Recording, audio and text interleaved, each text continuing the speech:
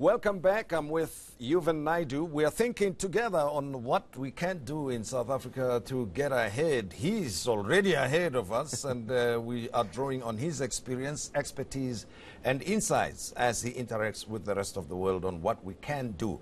Being based in the United States, Silicon Valley yourself, and running an operation there, what are you learning these days from how the Americans are dealing with their own situation? Obviously, in the news, we only see the President Donald Trump, and we think that's what the U.S. is all about, or the only thing that's going on. But there's a lot going on there. It's quite interesting, the ecosystem and energy that's built around Silicon Valley and San Francisco. And it's interesting that how regions around the world are trying to replicate this. From the Middle East that tries to build Silicon, a replica of Silicon Valley. And even here, we've taken up this name, Silicon Cape, Silicon Savannah in East Africa. I think it's very important to realize that we have to find a way and a solution that works for us in South Africa and Africa, because we have our own ecosystem. But let's talk about the American ecosystem and what's working. What's fascinating, and again, these are my views of San Francisco and Silicon Valley, is that in many ways, it is an incredible ecosystem that is accelerating at a great pace. The energy and entrepreneurship in that ecosystem is quite remarkable. And so while we are in the era of thinking of Ubers and the Airbnbs, it's fascinating to see the next generation of businesses that are emerging. And like if you look at an Uber where you think, wow, 10 years ago, would we have ever imagined a business like that in South Africa? We could say, what business does it have even being here? There are these new businesses that will be approaching. And it's interesting, as an example, last week, Amazon launched its first store in San Francisco that does not have a cashier, that you can pick your items, and as you walk out, it is able to tally it and send you a bill. Now, that type of remarkable technology goes back to this customer journey, right? Because sometimes, if you try to get a sandwich, if you are working and you want to get something, that line is intimidating. Now, these seem to be first world problems that they're solving. How do we ease these customer pain points and pain points? More on the ground, there are a number of African entrepreneurs in San Francisco working with local practitioners and technology companies. One of the more interesting startups was a group of African and American entrepreneurs who have come up with what they call pharmacy in a box. So they can go to small and medium pharmacies in rural areas, and the pilot is in Ghana, where they said there are 10 tests that are quite key that can happen quickly. And they managed to get these tests in a box that make it very simple for a pharmacist to run them, taking off strain from the hospital. And so they're franchising that and distributing that. So there's innovation that is at the level of the technologies, of the Ubers of the world, and there's also on-the-ground technology. And what's interesting is that the focus is less on business plans, but getting things done. Yeah. Getting things done. Now, recently, you told me earlier that, you were at a speaking engagement in Europe, rethinking Europe, even Europe itself, with so many old countries, and they've been dominant in so many areas as well. I mean, Germany has got its own unique positioning, France has, UK has. But what is it that Europe as a whole is thinking about at this time that we could learn something from? Just to place context, thank you for mentioning that. Rethink Europe is an annual summit that brings together the key leaders across the continent to spend 2 days going through strategy of what the next wave of investment will be internally and externally. And this year, Africa was chosen as the theme for day 2. And I was very humbled to be asked to do the keynote for the Africa portion of that. The leaders who were there were leaders from the European Union, but also industry, German Chamber of Commerce, executives from Porsche, as well as a number of manufacturing companies from other regions. What was fascinating, and this was my takeaway, is that the anxieties many of us are facing in emerging markets are very much felt by those leaders. A feeling that the world is accelerating, even from the German perspective. When we look at that as innovators of industry, there's a feeling that the world is moving. Because think about it, the self-driving car did not emanate from Europe.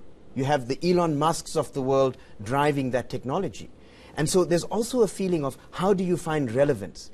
The rise of the electronic vehicle also did not start in Germany. And I found it quite... And where one would have expected it to come from, yeah? Correct. And what I enjoyed about the leadership is an open approach to say, how do we address this to catch up but also move ahead? And that is the thinking of what the future winning nations are going to have. It's not necessarily the legacy you have. It's the mindset that you adopt as a nation, the ability of how quickly can you learn and adapt and find yourself in the ecosystem. And that's what fascinates me, right, about learning from others. Let's look at Asia. Obviously, China being the dominant player, and India also doing its thing slightly differently. Sure. But everybody seems to be energized around the world in getting their story right. So what is unique or that stands out from the Asian countries?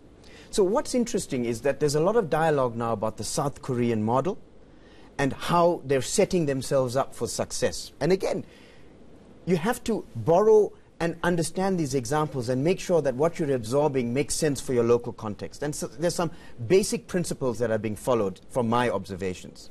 The first is the realization that access to data and bandwidth and the internet and the costs of that have a profound impact on connectivity, on entrepreneurship, in access to services in underserved areas.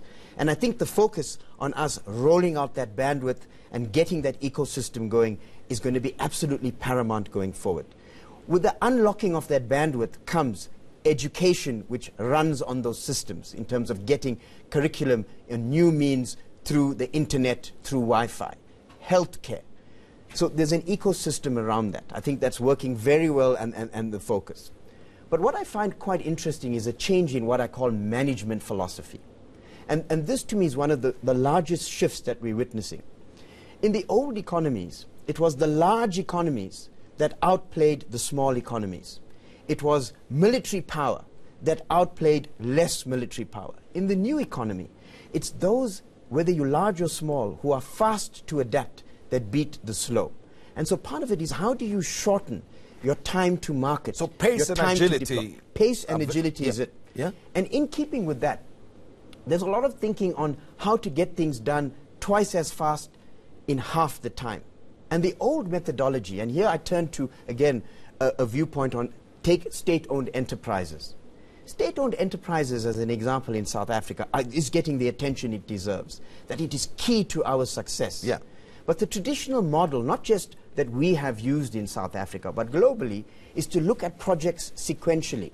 Meaning, if we have a large power plant to build, we do phase 1 and phase 2. Yeah. The new model of working is how do you do it in an agile way, multiple teams in small bursts. And it's interesting how we adopt those. I think will be fundamental to the change. I have to quickly squeeze in this question as we end our interview, right? Mentors, you mentioned them a lot at the beginning, and innovation. If you can put the two ideas together for me and talk about one of the people you look up to, Clay Christensen.